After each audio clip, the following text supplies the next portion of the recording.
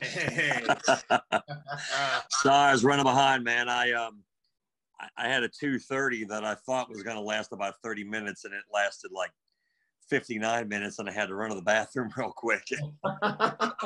And then I get these Zoom links all different ways, and I thought it was an email. And I was like, oh no! And then it was in LinkedIn. I was going through my messages, going, all right, where is it? Oh, really? I'm sorry. No. You don't have to apologize about anything, dude. It's all good, man. It's all good. Huh. Awesome. And I think you're in Dublin, right? Yeah, Hilliard. Close enough. Okay. Yeah. Well, I ran that so much because I was born in Louisville, but actually was raised in Cleveland, Ohio. Yeah. So I can't tell you how many times over the years I've been up and down 71. So, yeah. Which I know that area is just outside of Columbus, correct? Yeah. Just on the west side. So yeah. It's a good place to be. We've been in the same house now for the last 25 years. So you've been there a while, yeah. Yeah. How about you? So how long have you been in Louisville?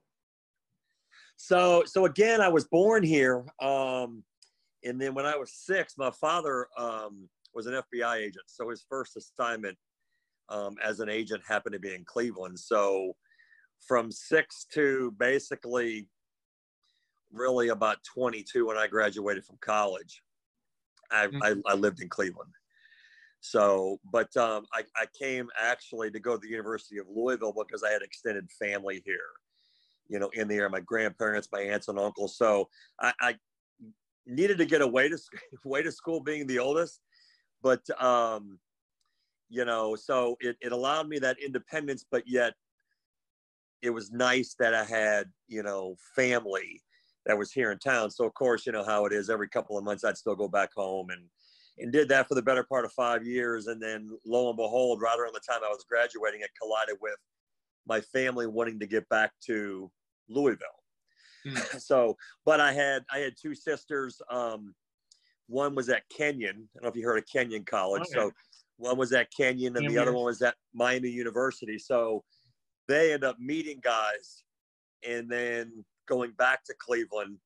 So when we moved to Cleveland in 76, they've lived there really ever since.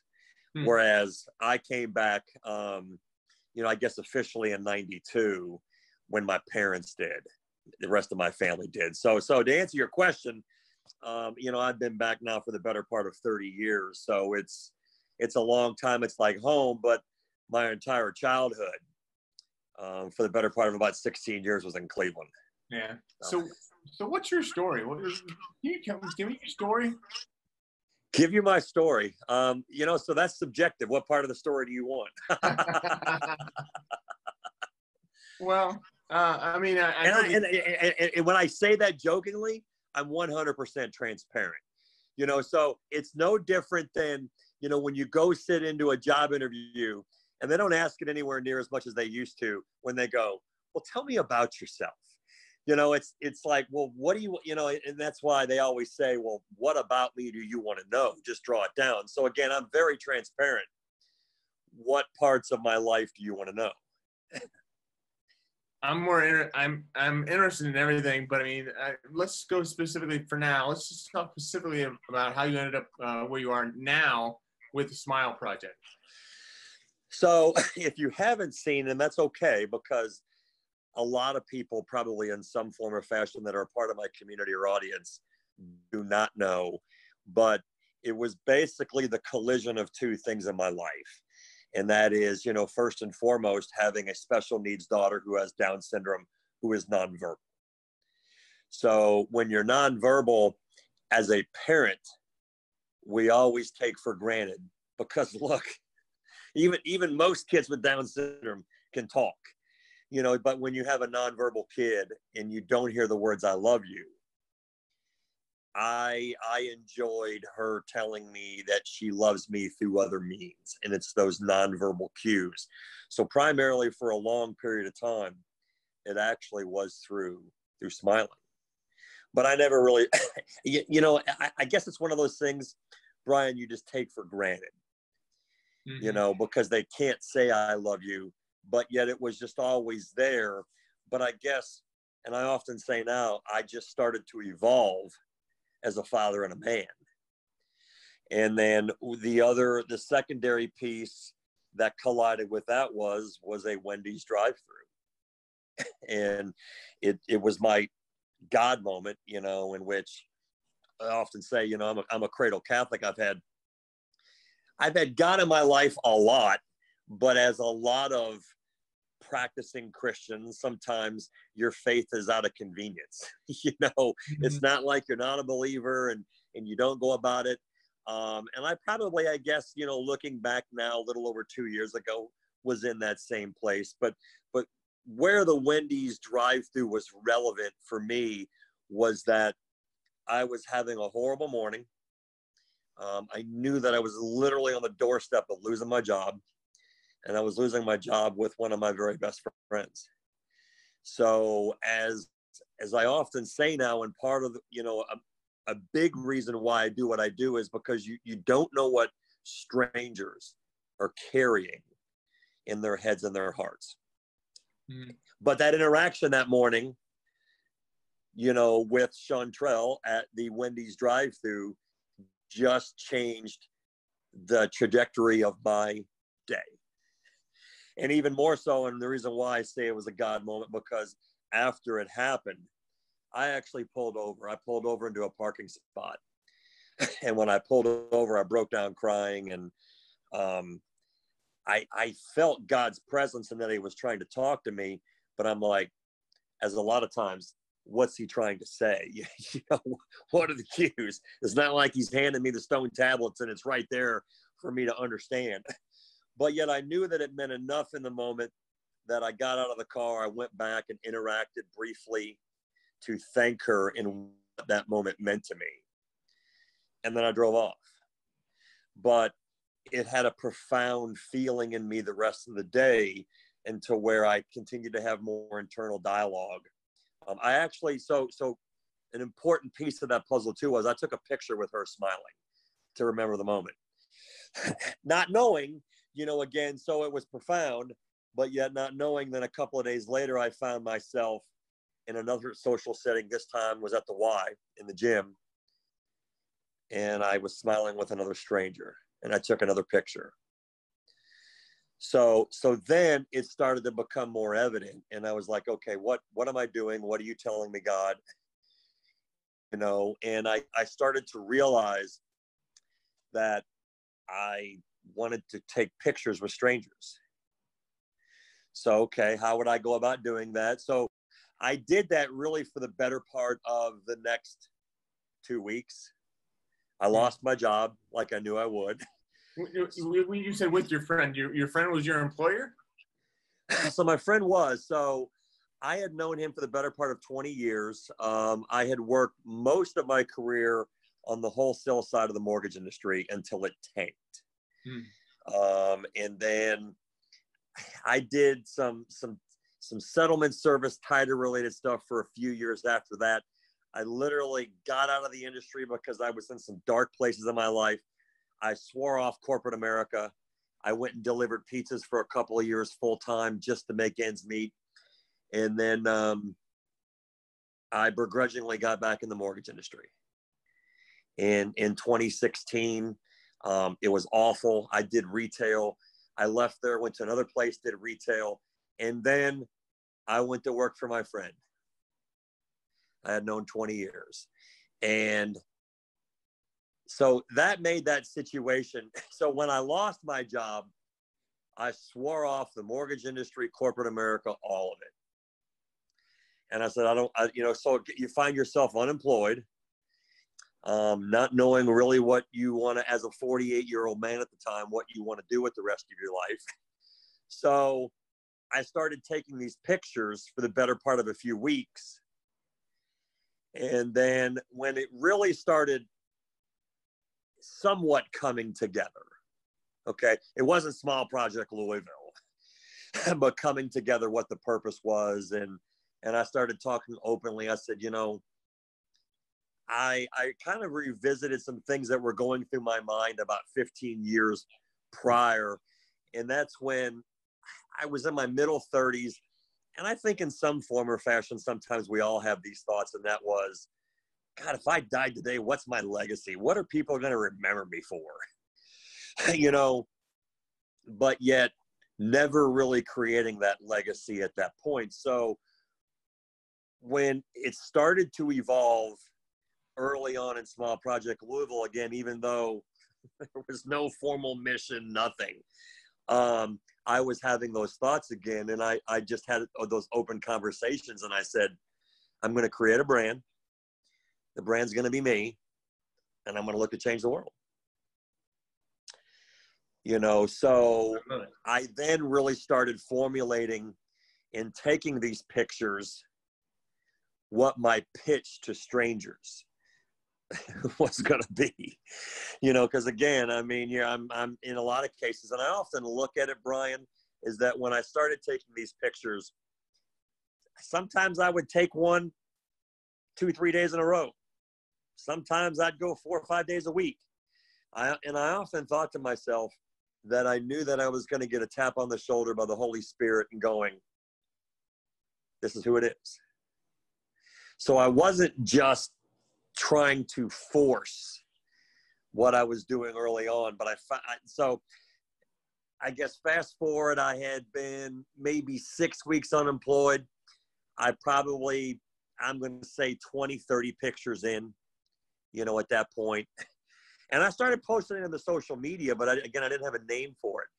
And I decided to drive for Lyft. I said, okay, I'm done being unemployed. I'm going to go drive full time. And I started driving almost 60 hours a week, never knowing that I was going to have countless strangers in my car on a daily basis. Because when I say I work, man, I worked about 6 days a week, easily 9 to 12 hours a day to really make what I needed to make at the time, you know.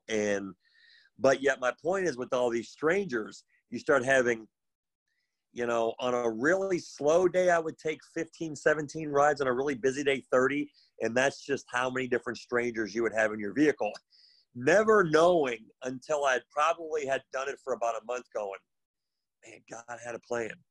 I'm like, I'm supposed to be a Lyft driver until I figure this thing out.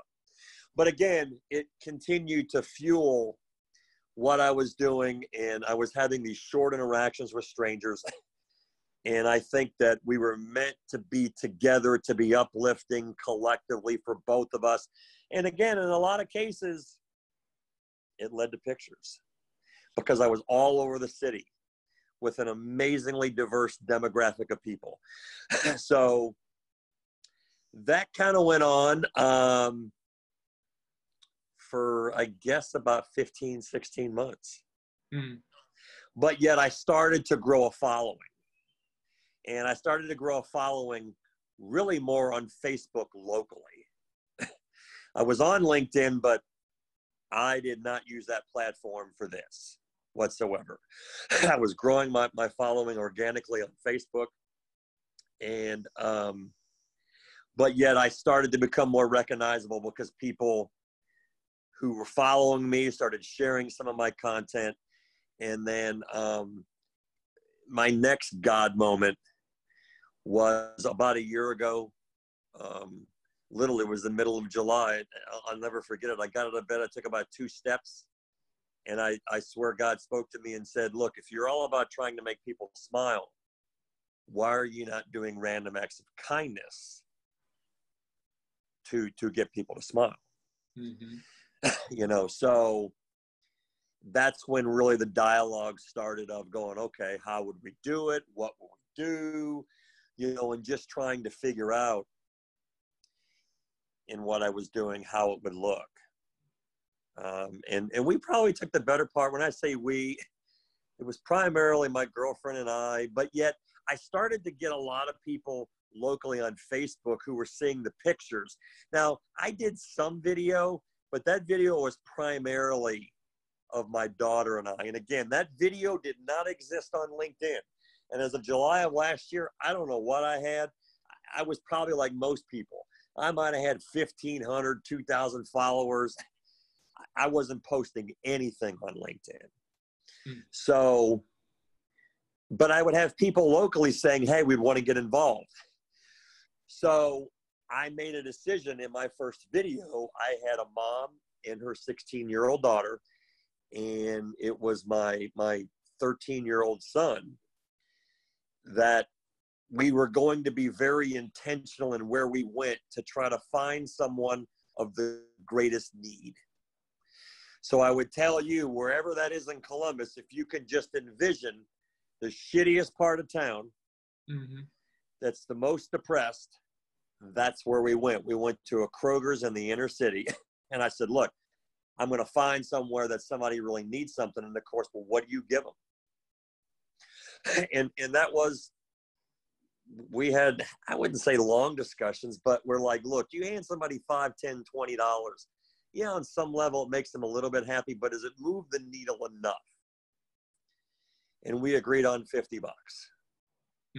You know, we just said, okay, if you give an absolute stranger $50 in the moment, how would that make them feel?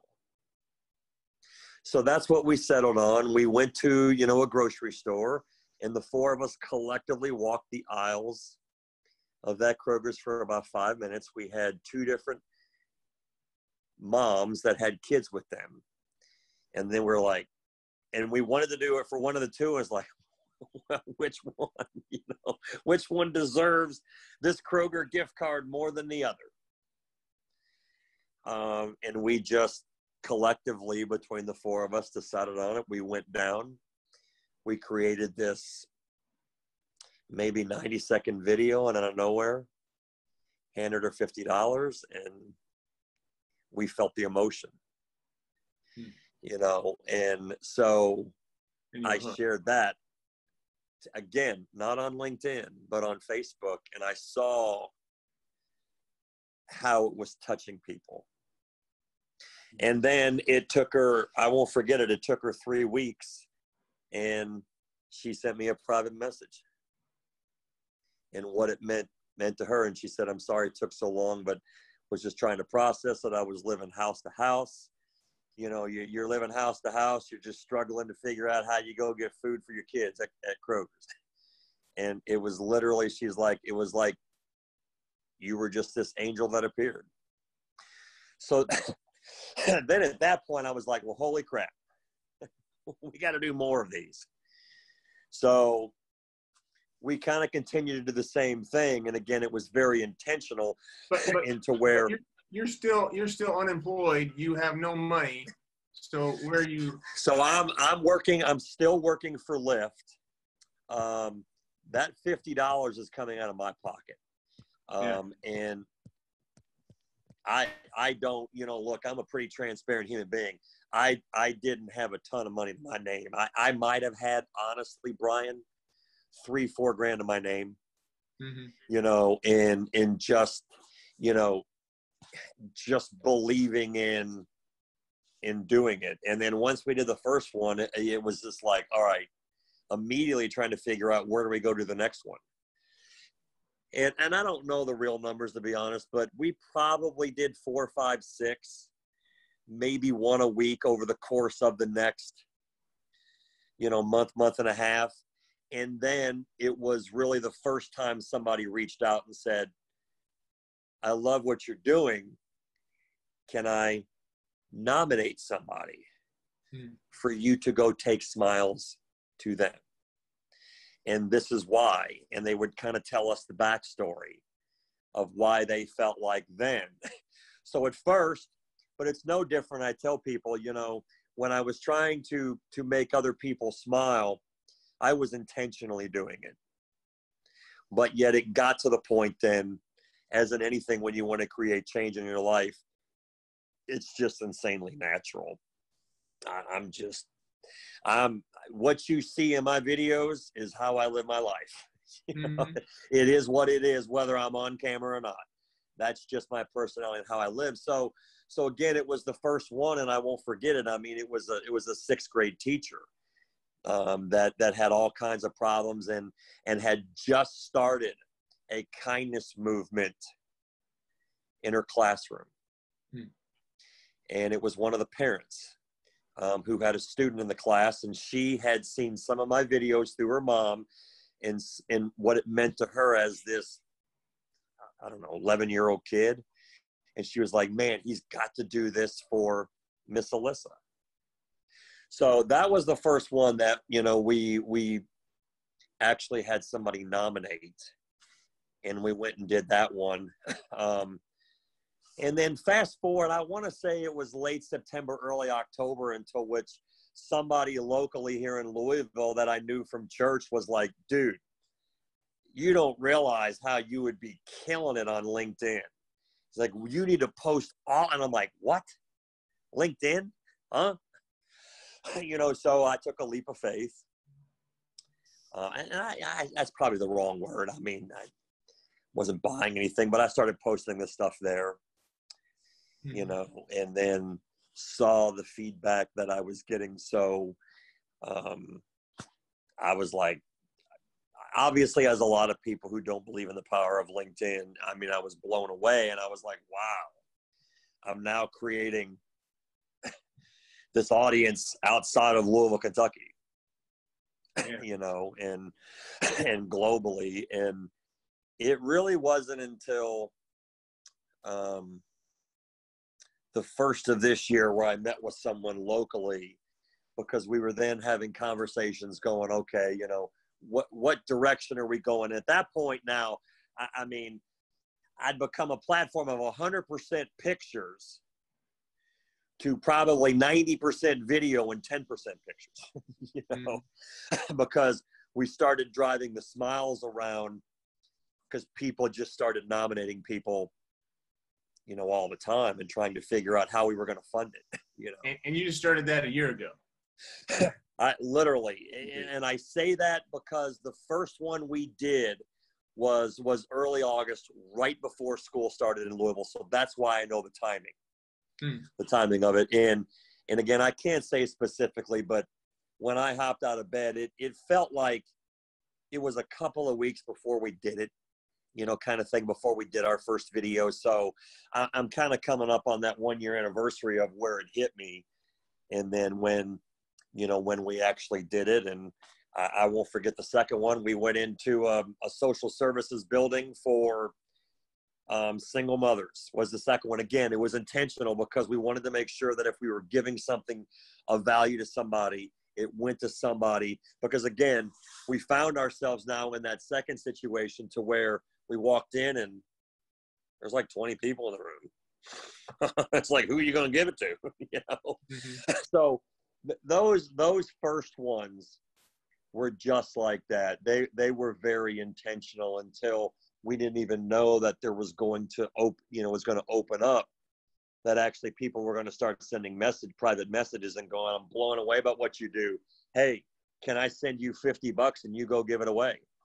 And that's where, so again, not all of it, you know, because it took time to where it really started to almost self-fund itself by later in the year.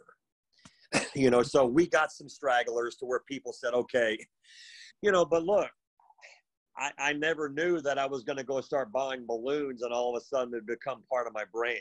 I did it like one time and we'd already done a handful of videos and there were no balloons, you know, but I did it, and all of a sudden it was, and then I didn't do it, and people were like, well, where are the balloons? And I'm like, oh, good Lord, I've created a monster. But I guess my point is so, yeah, somebody would give me $50, I would go give it away. But yet, you know, I have to go get the balloons. I've got to drive somewhere in town. And all of my time was free. You know, that went kind of behind it. And I was okay. I mean, I don't say that begrudgingly, you know, so, but again, we started seeing more and more people that wanted to in some form. And literally, I mean, sometimes you couldn't even make it up, brother. I mean, there was one time I was sitting on the couch at like 8 o'clock on a Sunday night, and somebody sent me a message and said, man, I meant to send this to you 2 days ago, but today is the anniversary of my mother's death. And she was the kindest woman. If I sent you $50 right now, could you go give it away today in her memory?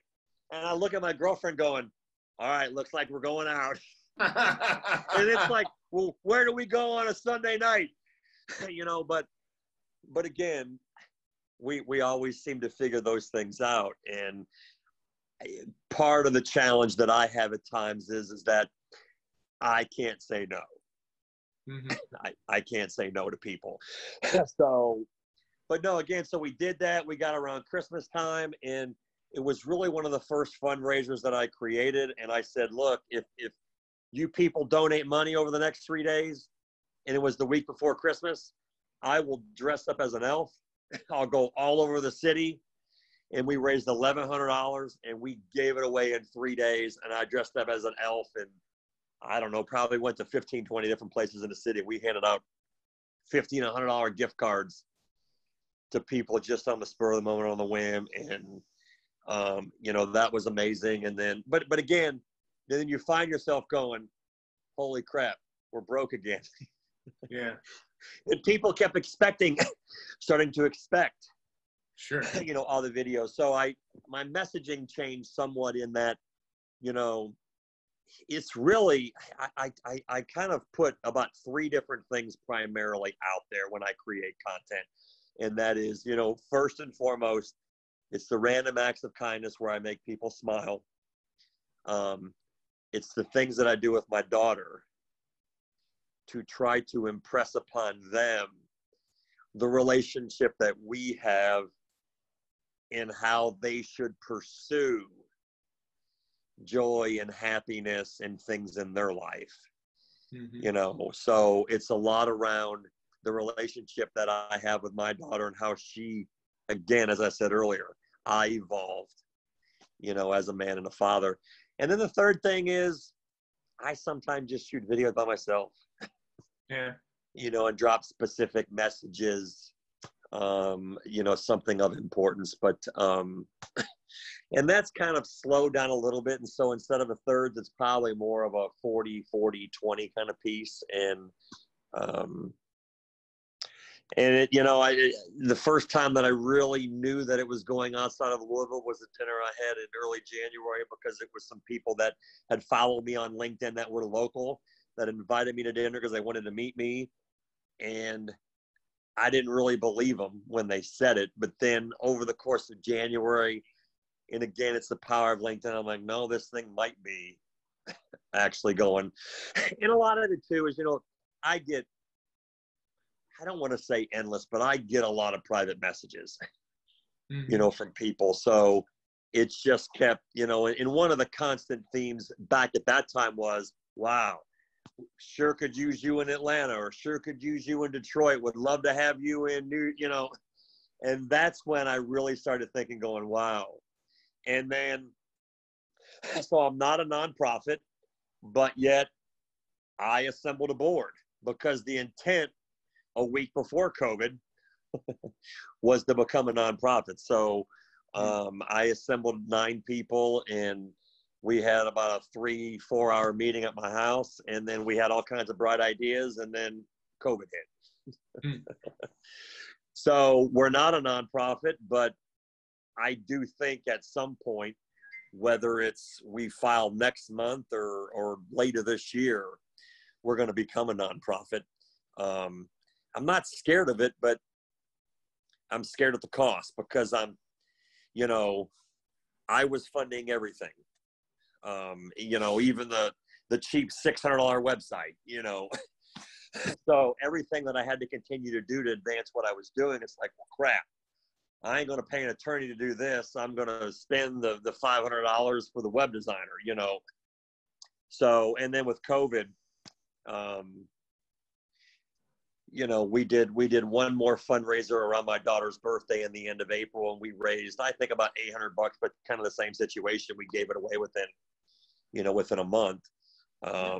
I see a so lot of your I get small things, you know. I don't actively, really, when I say actively, I've done it a few times. I'm actually considering another one, even though I'm sitting here talking out of one side of my mouth saying I don't really actively fundraise. But, you know, again, it's a conversation my girlfriend and I have at times when I've got a stack of gift cards and they're down to $100. And she goes, all right, we're almost broke. You promised me you're not going to give any more of your money away. And then literally, Brian, you can't, 2 days later, somebody randomly sends me $500. I don't know who they are. So that's when I often say, you can't tell me it's not God, you know? So we're close. Again, we're down to $400. But when I said talking out of one side of my mouth, I thought about appealing to people because I've grown this following now to, you know, over 20,000, that I said to myself going, and of course, if every follower gave me $1, Mm-hmm. and truly on just a small basic level, if only 10% of those people gave me $1, that would be an influx of $2,000 that I could go, you know, manage and give away again, you know. And in some cases, and I brought this up on the last Zoom call just right before you, and that, you know, look, I give away most of the time 50. I occasionally give away 100 when the need really, really calls for it. Mm-hmm. But there are times, dude, I've got somebody right now that was a single mother that had daughters that were 18 and 20, and she just passed away a few weeks ago. And I say to myself, that ain't $100. Right. I mean, that's somebody, I don't know what the math is, but, you know, if I had $300, $400, $500, that's what it is. And that's part of times going, you know, you want enough money running through, because that's really a situation in which those two girls need more than $100, you know? So, you know, that's probably the next thing sometime soon I'm going to do, is just make an appeal on a very basic level going, it probably takes you more time to actually go PayPal or Venmo me $1. And I guess the hope is, you know, they won't send $1. Some people will send 5, some will send 10, some will send 20, you know, but the appeal is just insanely basic. Who wouldn't give you, in most cases, $1 for what they see, you know? Your video keeps going up and down. Are you moving a lot, or is it just me? I am actually sitting. Really? I don't know why. Huh? Maybe it's my now. I will tell you that, again, this is that transparency thing. I'm holding my phone, so maybe if I gently move like this, is it moving now? No. Okay. Not really. Well, I don't know why I'd be moving. Yeah. No, it is. Yeah. I don't know. I don't know. No big deal. So I don't mean to distract you.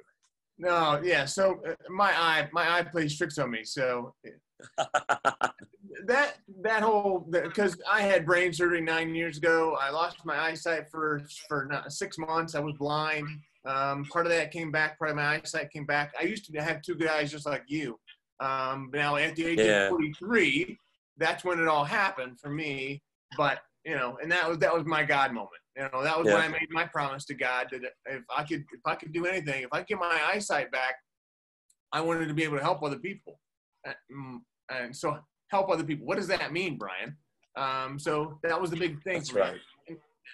This interview is not about me, but no, it's all good. Well, you know, again, a lot of times, brother, we all, on some level, have a story. It's just a question of how it's impacted your life and what you want to do with it. I wear my story on my face. Yeah, you do. Yeah. So I talk to people about it all the time, and I take pictures with them as well. So that's the fun part of this whole conversation. When you're talking about pictures, that's pictures. That's what I do. I take pictures with them, and I encourage them to wink with me as we're taking the picture. There you go. So, it's your calling card. It's your brand. Absolutely. Yeah. And if they can wink with me, I'm helping them to, you know, maybe discover their own personal brand, or what makes them unique, what sets them apart. So if they can understand, well, this guy next to me has one eye open, and he knows what makes him unique, and it's not the fact that I don't have one eye open. That's not what makes me unique. It's my positive personality and how I'm able to relate that personality and my story to other people and help them. And that's what it's all about. Yeah. So if they can do that, then hopefully they can wink with me and take a picture, and they'll understand, okay, well, maybe I'm what makes me unique.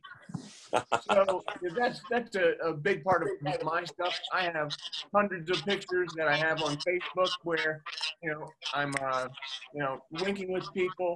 So now with COVID, I'm now winking without people. So I encourage people to take pictures with me and wink with me. So Nice. if I were to hold, if you were to hold up your camera a little bit closer to your face and then wink, yes. So I would like to take that picture. Hang on, I gotta get there. I'm getting there. All right, I got that one. I'm gonna do another one. Hold on. Boom. Got it.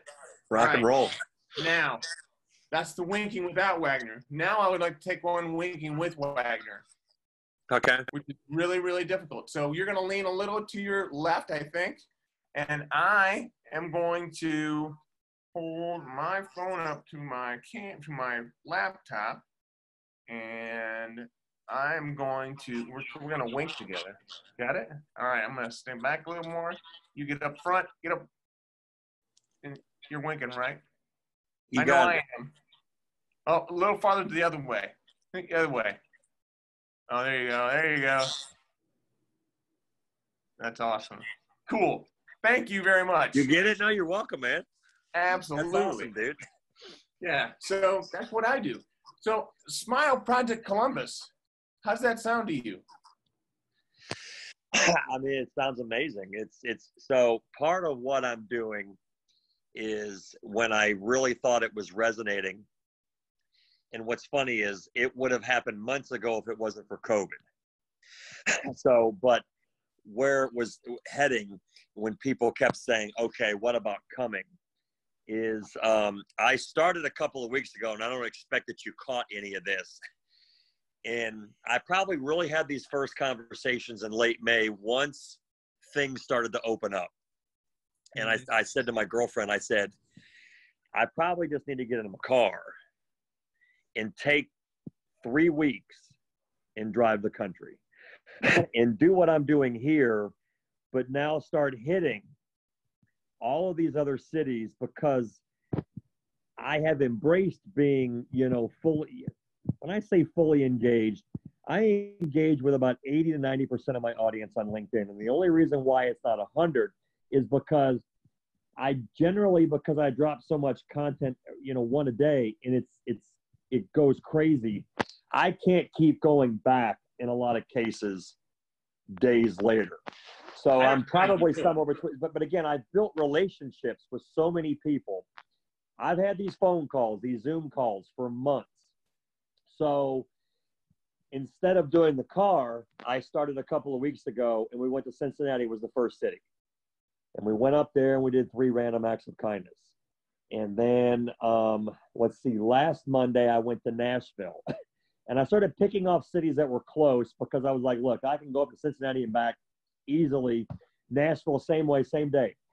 But the point I'm getting at is in the direction that you had said is that I am actively planning, and I'm going to Philly and New York City because I have built relationships with people who have kind of followed me for a period of time now that want what I'm doing in their city.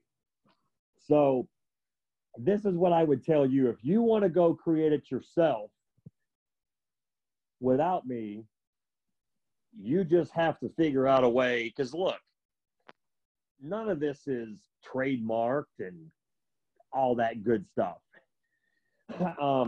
Most people on some level won't do the work, won't put enough of their own resources and time to grow it, or on some level, and this is where I try to be as humble as I can when I say this, is that they may not have the personality and talent to pull it off in front of the camera, because I do know I am blessed with the ability to be very charming, welcoming. And one of the analogies I always use is, it's just like certain movies in Hollywood. You don't picture anybody other than Tom Cruise playing Maverick in Top Gun. Mm-hmm. So that's kind of what I do. So it's not that you can't do it on your own. and call it Smile Project Columbus and do your own thing up there. I would never stop another human being from doing it. And the reason being is because when I set out on this, you know, look, primarily, I didn't think it would grow into this. No way. I just really primarily was trying to inspire and impact my local community. But as God has a way of, again, speaking to you and you listening, it just took that much time. You know, it probably took the better part of, you know, where it really took off, you know, too, as my first news story was October of last year. A few weeks later. Something happened with your microphone. Can you hear me? Yep, very good. Okay, my first news story was last October. And then I had another news story done in November. And that's when I went from being somewhat recognizable to now being called the smile guy in the community when people see me. And then I had another one done pre-COVID in February, and then my last one was done. And it's amazing because the last one that was done for Father's Day, and that actually got picked up nationally. But I guess my point in telling you all of that is what I am looking to create. And the reason why I mention these cities is because I don't care what the title is. I guess we're kind of calling them ambassadors. But yet I've built relationships with people in these cities. So it's still Smile Project Louisville, and that name may change. When, I don't know, but those discussions have been had in, you know, in that. But again, but I'm going into these cities and doing what I do, but doing it there, you know, doing what I do here, but doing it there. Yeah. So I guess my question for you as I expanded on that is, how do you want it to look and feel?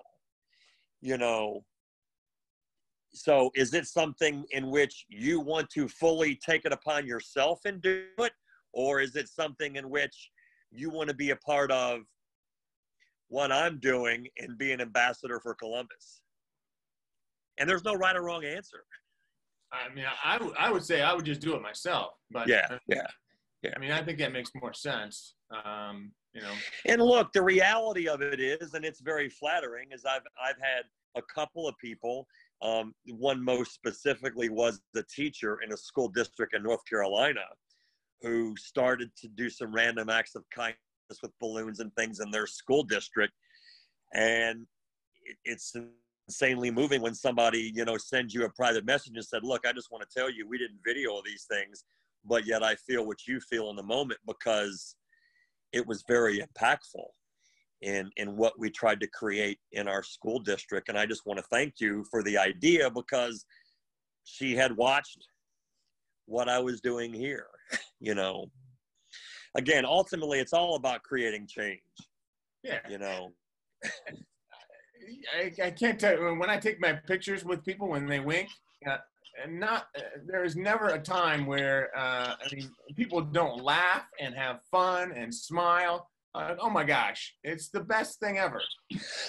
No, it is, and that's what my thing when I never told you what it was, but when I created my elevator speech, you know, it was really about a 10-15 second pitch to people, is that I was just taking smiles with strangers to spread love by changing attitudes and behaviors.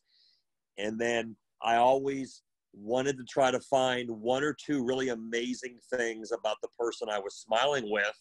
So when I shared that on social media, I tried to make it just as much or more about them than I did myself. So if I was smiling with Jonathan Smith, this is what's really cool about Jonathan Smith.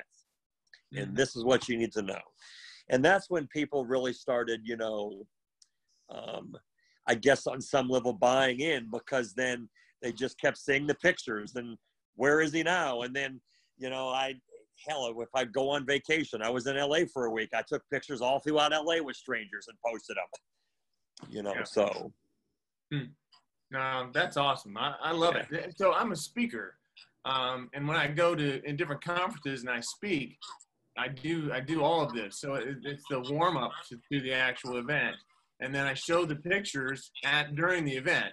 So it's really, really cool. So I can see. So if you don't mind me asking, do you get paid to do that?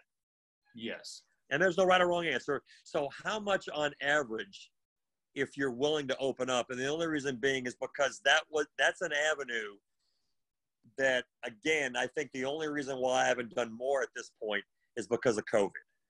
Yep. So, and you can give me a range. I'm not trying to put you on the spot. I don't know what.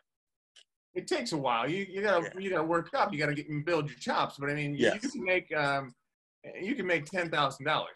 Yeah. More than $10,000. You can make $15,000.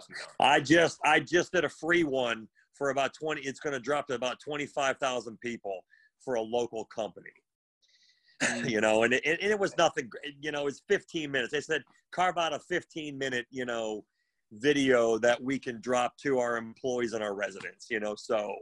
But I've got a friend who lives in Louisville, just across the river, I think. Her name's Cara Stiletto. She is phenomenal, and she's a part of the National Speakers Association. Are you familiar with them? I am not. Yeah, so you need to get connected with them if you want to become a speaker. You need to get connected with them.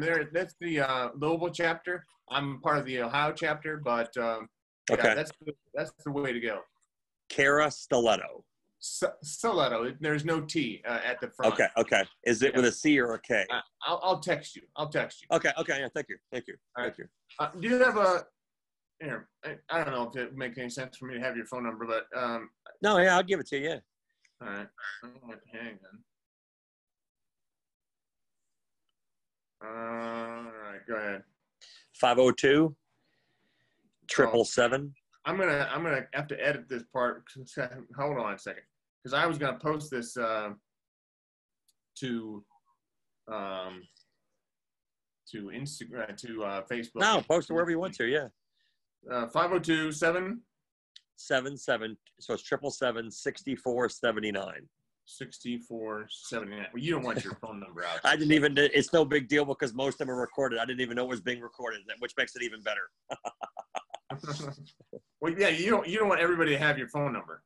That's my. Well, honestly, I'm okay with that because about 3 weeks ago, I posted a picture with my phone number and said, "Hey, if anyone ever wants to FaceTime or call me or text me," and I bet I had about 30 people. Really? Okay. So no, I'm perfectly. Look, if they wanted to, Brian, it's on my LinkedIn page. Yeah. If you scroll down to my contact information, it sits right there, and it's my cell phone. So you don't have to look that hard. Awesome. Cool. I appreciate it. I haven't even asked you my questions. I had a. Well, ask them, man. We're not done. It's all good. I wrote 4 pages of questions. Well, come on. Let's try to get through a few of them. How old's Maddie? Maddie's 21. She's 21. She just turned 21 in April. Okay. I know your story. What do you think makes you unique? What sets you apart? 2 things, but I think they're interchangeable, and that is that I have an amazingly huge heart and I lead with love. Mm-hmm. And again, I mean, there's that stereotype, obviously, love comes from the heart anyways, but I think that is the ability. And that's why I said earlier, I have a hard time saying no because I have such a big heart. So you mentioned, is it Chantel? Chantrell. Chantrell. What happened with her? You never told me. Well, what's interesting is when I went back, once I was doing videos and doing random acts of kindness, I actually wanted to go back and do a special one for her, and she was no longer working at the Wendy's and she had moved out of state. No one knew where she was. So that was one that I wanted to go and in my mind give like $200. I mean, give a number that was just greater than what we were giving because of what it represented. And I had reached out to Wendy's management, and she was no longer there. What? No, I'm sorry. what was the incident or your exchange with her when you So, went you know, what's to the funny drive? is, and that's a question that I have been frequently asked, is what did she say?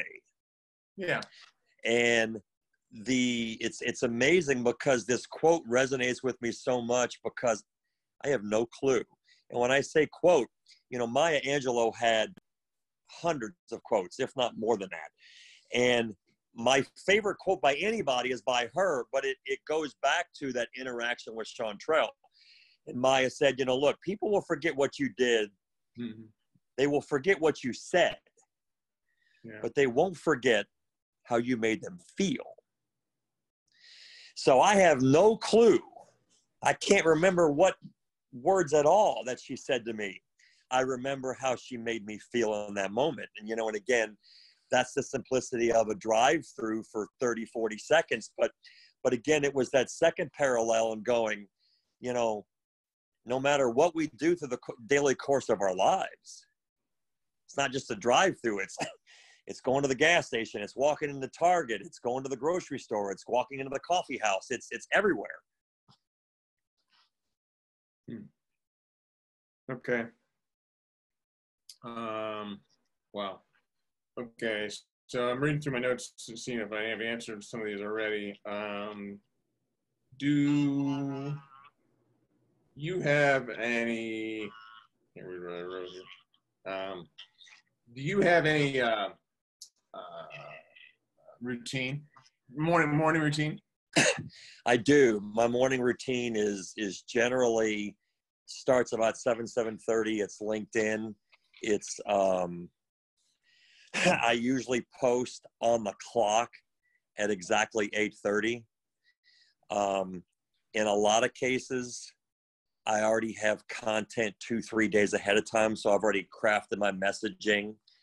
But yet, that early routine, and again, this is that transparency. I may be laying in bed that entire time on my phone, but I'm responding to messages.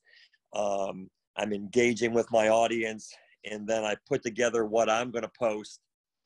And then I literally see next level engagement, you know, at that point. So I usually will work another hour and a half, 2 hours in the smile mindset. And then a lot of times late morning, I go work out. But literally I work while I work out a lot of times. And that is, I'm a rower and I do a lot of intervals. So I'll row for 3-4 minutes. And then I'll literally hop right back into LinkedIn. In those 3 or 4 minutes, respond to messages, look at other content, because now that I have, now that my platform has grown, a lot of other people want my support, you know, on that platform. So the entire time I'm working out, when I'm taking a break, I'm literally fully locked in. When I leave there, I'm at the point now that you're the second hour-long interview today. Sorry. No. I don't say I don't say that mean-spirited. I'm usually doing 1 to 3 of these a day. You know, now in some form or fashion, where I'm a guest on somebody's show, and that consumes more of my afternoons. But it's not uncommon, brother, that if I have to disconnect for a day, like I don't do that morning work, and because I'm getting tagged and everywhere else and engaging on stuff, I don't check LinkedIn for 5-6 hours, and I have 600-700 notifications. Yeah. And I truly try to support everybody else. And I tell people, if you tag me or do something, you need to let me know. Otherwise, I will miss it most likely, because I just can't. I'll go back to my own content. I can't go back through every last single notification at that point. Because again, look, other people early on in my tenure supported me. I try to do the same thing, because I do on some level understand the algorithms, and that people with larger followings, if you fully engage, you may drip onto other people's, you know, and the one thing that I constantly get more often than not early in the morning is that when they open their LinkedIn, I'm one of the first 2-3 people you see. Oh, yeah. And that's why the level of engagement is so high, because what happens happens is you may be offering the best content to the free world you can. And I often joke and say, you may be giving away money, but if you're 30 posts down and someone is in the office and has 5 minutes to look at LinkedIn, they don't get to you. Right. Yeah. They just don't get to you. You're passing out 20. So I do have more than one kid. Andrew? Huh? Is it Andrew? Your son that passed? So my son is Sam, and one other part of my story is that he had an identical twin brother. I saw that video. Yeah. So I have 4 kids still on the earth. So who are the other ones? So Sam just turned 14, and they have daughters that are 19 and 23. So Maddie has bookends. Has an older sister and a younger sister. Yeah. And what are they in college? So my oldest graduated last year from Western Kentucky, and she thankfully got really, really lucky because she found a great job, but about 3 weeks ago got furloughed because of COVID. Yeah. But literally it didn't even take her a week. She's in the creative design ad space. Mm-hmm. And thankfully it had to be God, because we were walking out of a Mexican restaurant, ran into somebody, and then literally within days got hired. I mean, it was that quick. So I have her, and then I'm sorry? She lives with you? She does not. I'm a divorced father, so she goes back and forth between my house and my ex, and then my 19-year-old daughter Lucy will be a sophomore at the University of Louisville. So she's going into her second year. So awesome. Yeah. Well, that's cool. Good. So I still see you doing posts in the COVID times. You would have been out in Nashville, and I didn't see that separation. That there was social distancing. So I will tell you so when I first did it, early on with COVID, of course, we had to figure it out. We did some things for the healthcare workers in which we did it. No one was around. And then we went in, we literally bought a 10-foot pole so we could create that space to where we could literally, and we played off of it humorously, that, hey, they said nobody would touch you with a 10-foot pole. Well, that's how I would pass the balloons. So that was more into April. As the free world opened up, I can't say you've seen me do anything inside. Okay. I almost refuse to do anything inside right now. Okay. So and this is being transparent, I really try my best to stay, a good arm's length or more away from somebody and not try to be projecting on them because I'm looking at the camera, but I'm kind of in the moment. I have hugged people off camera afterwards because they've been moved. Yeah. And we try to, honestly, as safely as we can, turn heads each other way. Sure. But again, when we went to Cincinnati, we did 2. Or we did 3, all outside. When we were in Nashville last week, we did 4, all outside. And we even got somebody to come out of her apartment. The only possible mistake I made is I did an impromptu one in downtown with a homeless guy.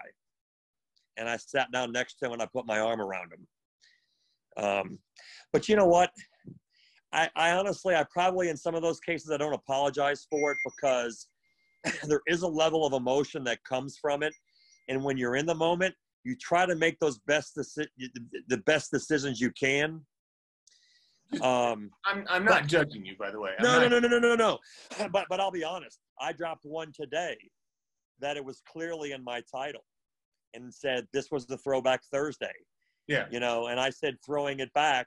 And honestly, I did it January 10th. But it's like some people don't even engage and they go right to the video. And I got called out for not wearing a mask. And I said, with all due respect, it says throwback for a reason. I shot it January 10th when schools were open, and then we didn't have to wear masks. I was inside. Yeah. Yeah. You know? Okay.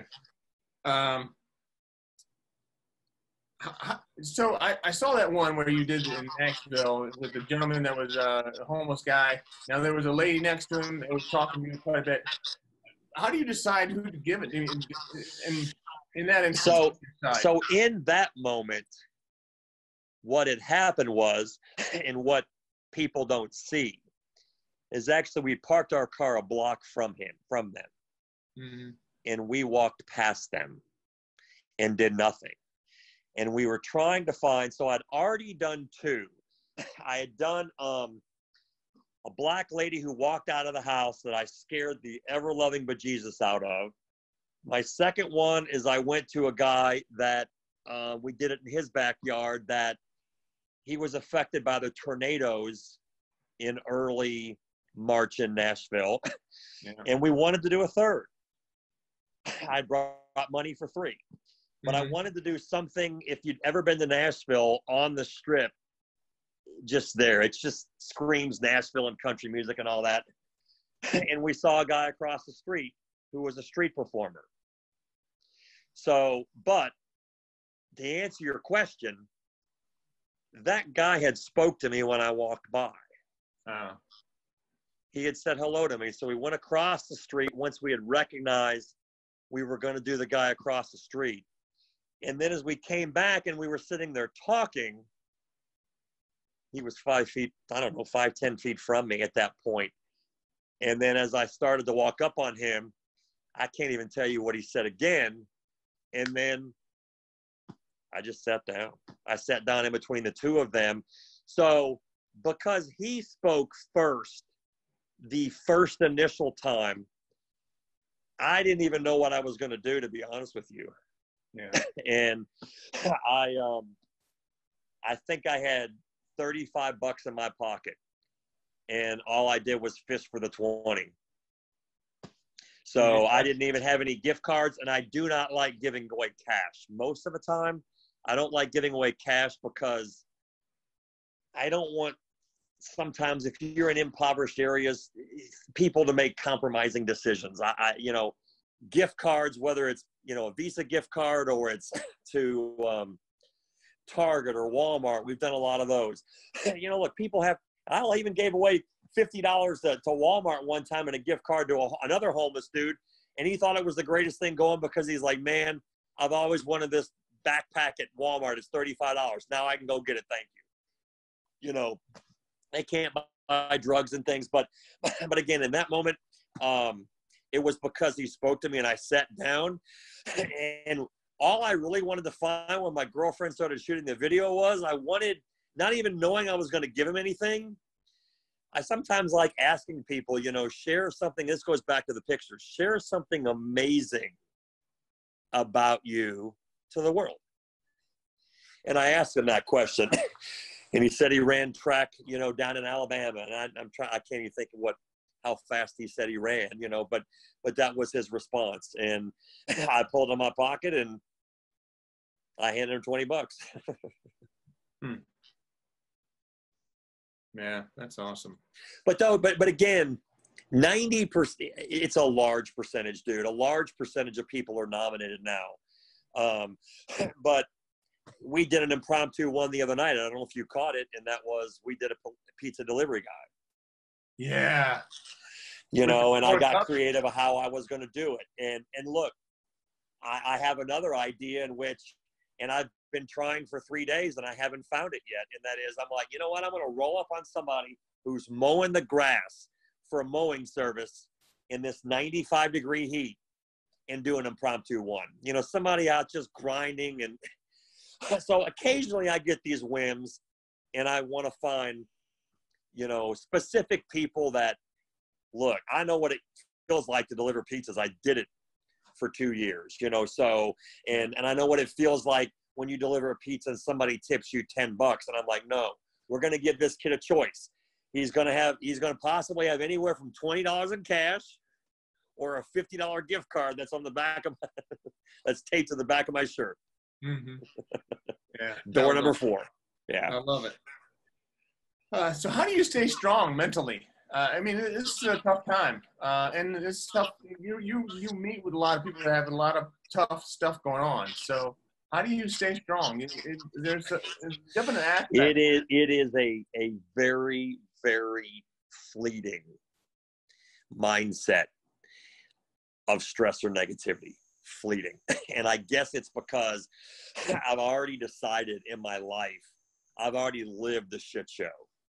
Losing a son, the mortgage industry fell apart, my life savings, failed marriage. I didn't get foreclosed on, but I was on the doorsteps.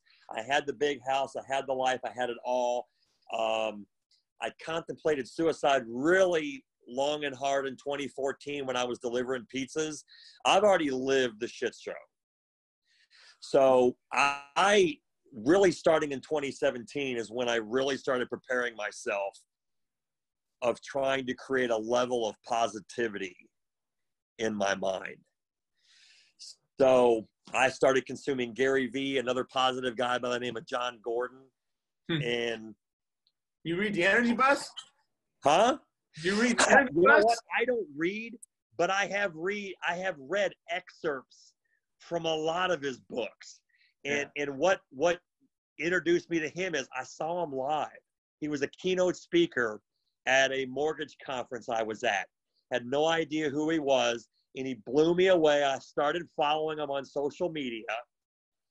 So I've started reading excerpts of just about everything that man's done, you know. Never, you know, from cover to cover, but yes, I've been touched by, I don't know, he's got another one, Carpenter, and Energy Bus, and I'm trying to think all the different ones, and I'm trying to think now the book he gave away in the keynote. But again, that really started forming everything in 17.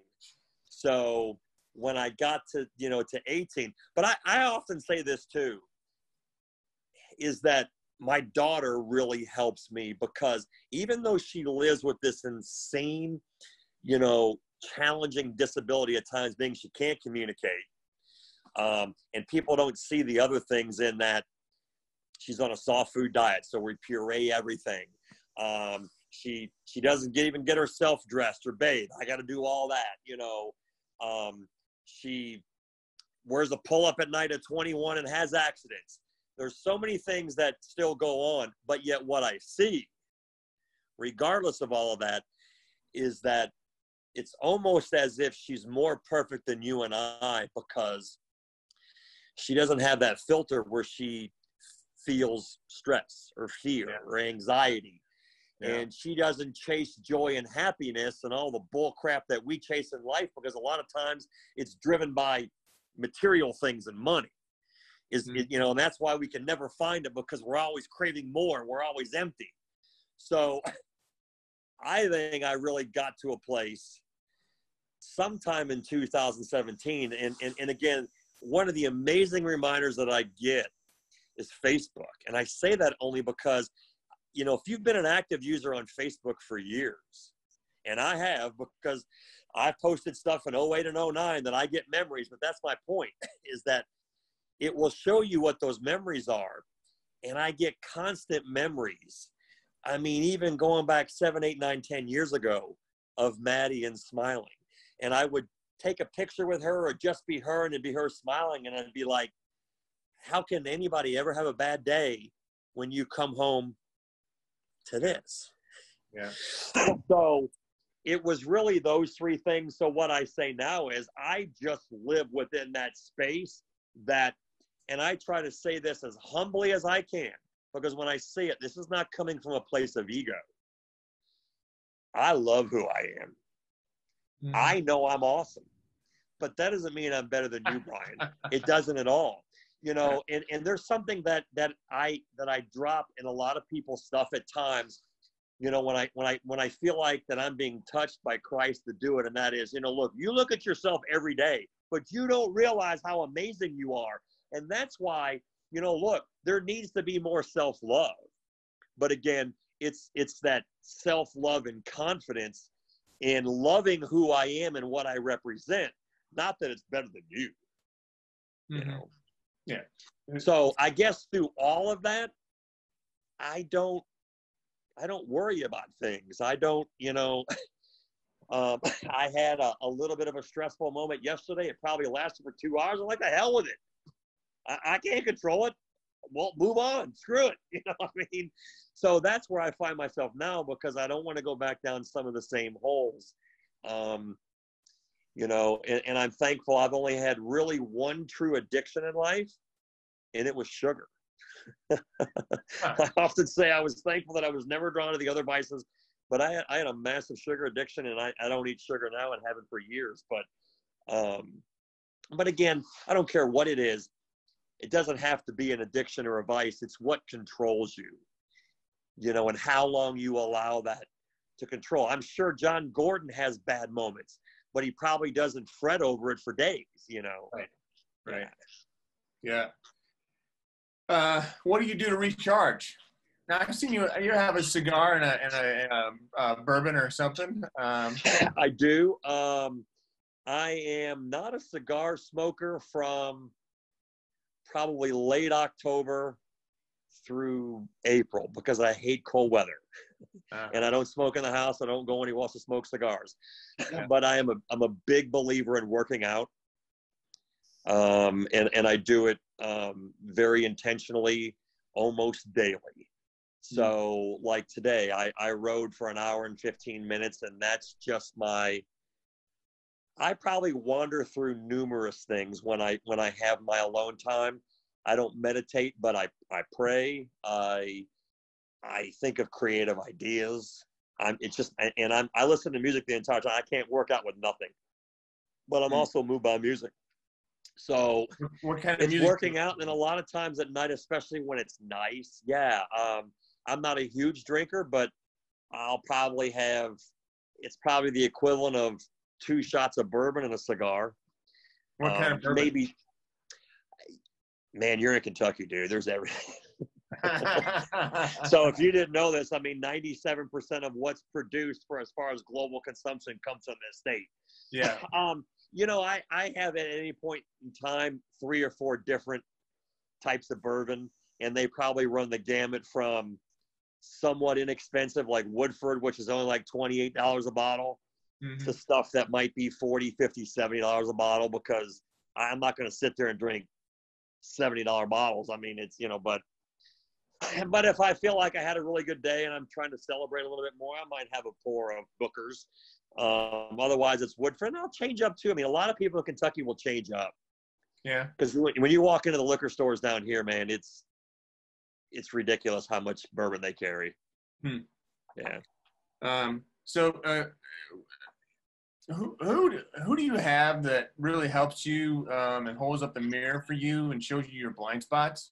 Because that's the other thing I talk about. I talk about what makes you unique, but I also talk about blind spots. So there's a lot of conversations I have with people in regards to what it is that they're not seeing that they should be. Kind of like in your car when you're going down, you have a blind spot on your right. Oh yeah.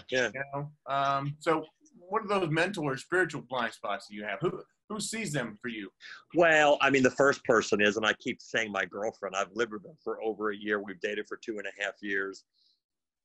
She's more than my girlfriend. Look, again, being open, the reality, I've only been married once. I don't ever want to be married more than twice. So if I go down that road again, which I'm surely planning on, it's probably her. So first and foremost, it's her. Yeah. But I also believe in that we need to have the ability to critically assess our own selves. And I will tell you this too. I am an absolutely horrible, horrible listener. I am. and I recognize it. And I'm an awful interrupter. And I think in a lot of cases, it's my ADHD. It's my mind going 1,000 miles a minute. I've probably tried at times to fix it. I just accept it,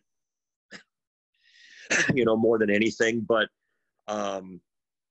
that probably without a doubt is one of my greatest weaknesses and flaws, is just understanding when to take a step back and listen. but yet I think from her, and it is important when you talk about blind spots and being able to somebody offer you critical feedback is understanding it, again, and this is one of the primary things that I preach, and I said it early on in our dialogue, and that is, if you lead with a place of love, so if you know the feedback is coming from somebody who loves you, have two ears, Right. process it. And one of, I've occasionally had to make, one of my other weaknesses is because we started dating, imagine this, started dating, my mortgage career's falling apart again. I'm not making any money. And then we'd been dating 3 months and I'm going to drive for Lyft and Uber. And here she's a highly successful 20-year veteran, national account manager for 3M. And I often say this, brother, if it wasn't for the love and support of that woman, I don't know if I'd be where I'm at today. So that certainly helps, having that support system. Oh yeah, absolutely. Okay, well, I have 2 last questions. One is, I'm gonna ask the last one first. What advice will you give someone that's having a bad day? Find your, again, it's what I said earlier, find your inner awesomeness and really understanding that God created you because he created you in his image as Christ, and that you're so amazing. And if you actually realize how amazing you were and how loved you are, you got to be able to get out of that funk. Because a lot of times what happens is we climb in these dark, depressive holes in life because we feel like we're missing things. And again, one of the analogies I always go back to is the footprints in the sand, if you know that whole story. Yeah. When you're walking there with Christ and like, why in the hell did you abandon me when I was at my darkest? No, that's actually when I was carrying you. So if you really understood how much you were loved and how amazing you were in being comfortable with your own self, you can do so much. The one thing that I try to tell people is that they lose sight of when they want to create change and they don't, is because they don't embrace the power of one, of being able to do it yourself. And we are a product of choices. So if you can create that mindset and then start making healthy choices in your life, amazing things will happen. And look, I am at 50 years old, the happiest and probably one of the most joyful human beings to be around. But yet, 2 years ago, before I moved in with my girlfriend, I lived with my mom. Okay. And when I was in my dark state, before I pulled up in front of church in 2014, contemplating to kill my life, the only place I could find comfort to sleep was in about a 2-foot crack. I didn't even sleep in a bed. I slept on the floor in a nice middle-class home because that's where I found safety, at that point in time. So everyone has the ability, no matter where you are in life, to evolve and recreate something amazing. I am living proof. I think that should be the end, because that's a perfect ending. But I gotta add, I am living proof. Yeah. I don't know. I mean, what more, you can go through. I've faced it all. I mean, I've literally, I know what it feels like to make $200,000-300,000 a year. And then I know what 10 years from then it feels like to literally not even have $50 and I'm begging my dad to make my car payment. Mm-hmm.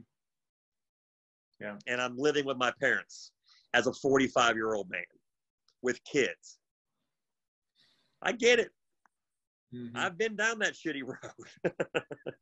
But again, I'm also living proof of where you can go, and it's not all about money. It's not all about driving that fancy car. I drive a 2012 Honda Crosstour with 220,000 miles. You know, I know what it feels like to have next level patience. That, look, I'll start making money doing this at some point, but I'm not worried about if it's tomorrow or next month. Now I hope it's before next year, but yeah. Uh-huh. Yeah.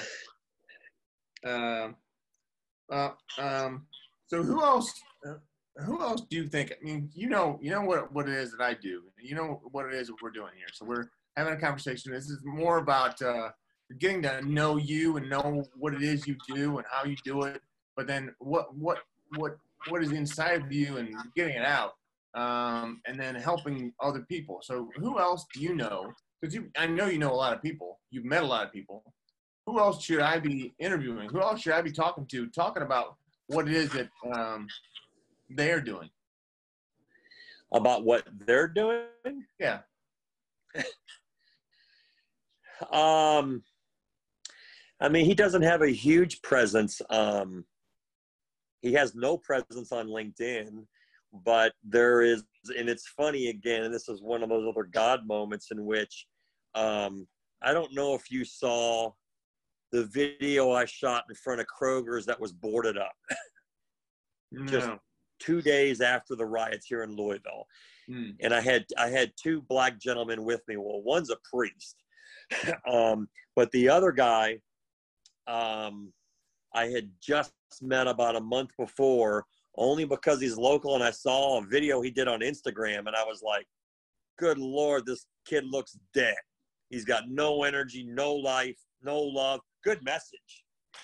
You know, he's trying to create change in the hood, called Hope in the Hood. But I sent him a private message on Instagram. He reached out. It turned into a phone call. And then that phone call turned into 2 days after the looting and riots here in Louisville. You know, a 30-year-old black guy and a 50-year-old white guy met up to shoot a video of love, hope, and unity. And then it led into, you know, going to do some random acts of kindness in the inner city. And then it led to do another random act of kindness together. So we've been collaborating a little bit. You know, again, he's trying to create change, you know, within his community in the inner city here locally. You know, that's one person. You know, as it relates to, you know, LinkedIn, there's two good people. I mean, one of them, do you know the name Chris Power Gomez? No. He's out in LA. And Power? Chris Power, just like it sounds, hyphen Gomez. Okay. Chris Power Gomez. So he was on top of the world, making a shit ton of money. His kid was a very talented high school baseball player, was in a tournament, was walking back to the game. He got hit by a bus. Literally. Got hit by a bus, and he was in a coma. I'm trying to think for how long, because this conversation is going back now a while, but months. And he basically had to learn how to walk, eat, career, upside down, everything. So he's back now, a place of, you know, of course, he looks at his life much differently, but he does battle as a 62-year-old man. He still has moments where his functionality of his brain is not normal. That's a pretty good story. Him. There is, I know Stephanie Corte. I think it's Corte or Corte, Korte. And when I say Steffi, it's Steffi. She's in Detroit and has been battling cancer and still has an amazingly insane positive attitude. Oh yeah, I just connected with her yesterday, I think. And by the way, just so you know, I've been stalking you, and so all your followers, I've you know, tried to connect with all of them. Yeah, I mean, look, anybody nationally on some level. I mean, it's different once it goes global. I mean, I have a decent presence in Australia and England, but yet I have this growing presence too in India. You know what I mean? But you know what? I don't keep up with any of that. You know, so you stalk all you want and you know, connect with anybody and everybody.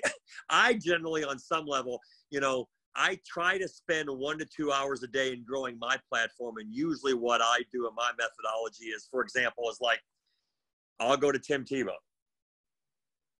And then I'll watch him drop a piece of content. Now, he doesn't engage with when I say anybody, he engages about 1% of the time with his audience.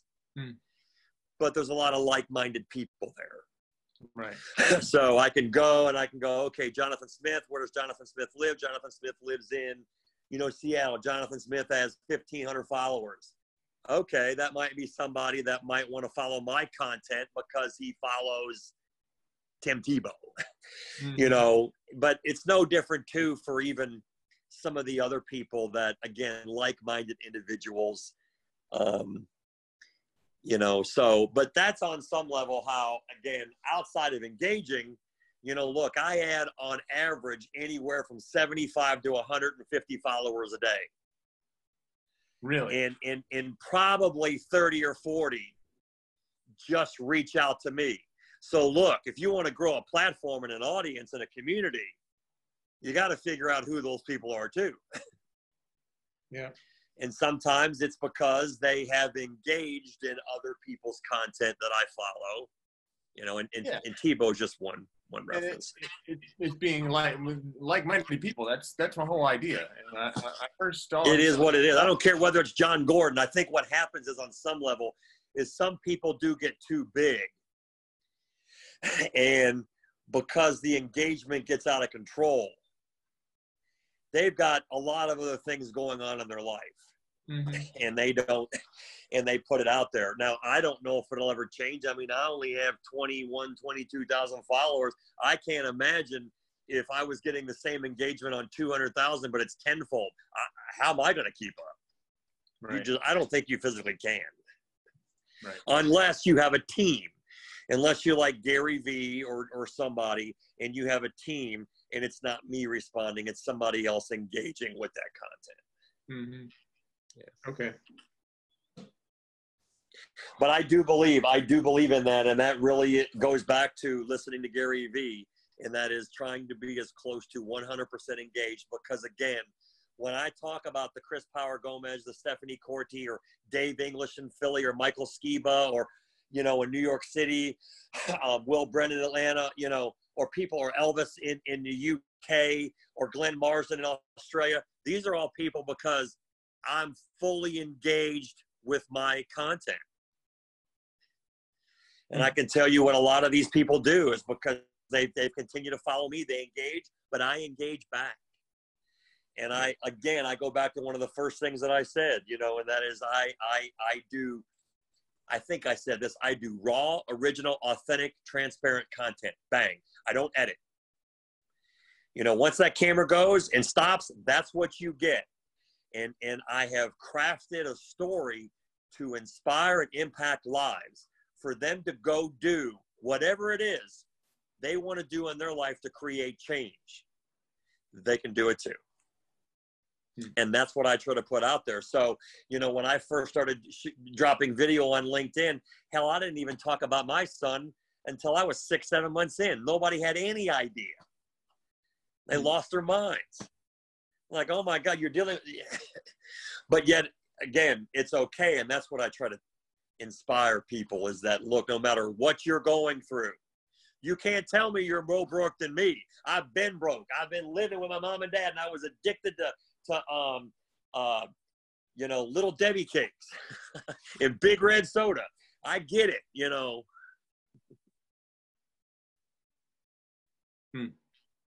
Wow. Well, I've abused your time, and you know, it's all good, man. This has been phenomenal, man. I really appreciate it. You've given me and then don't forget to text me her name because I do want to reach out because that is one, you know, whenever the free world opens up, that is one piece that I know I am also wired to be on stage, to craft my message and be in front of people. So absolutely. Yeah. I mean, so I just need to figure out how that looks. And yeah. And if they're in person, I mean, we have obviously we have Skype calls. Nobody's meeting in person right now anyway. So no. If you want to join or, you know, whatever, we can talk about that later. So. Yeah. I have to help my, my woman pack a car for this drive to Marco Island tomorrow. All right. Have fun. Be safe. We intend to, man. Thank you so much for that. Hey, God bless. All right. All right. Thanks.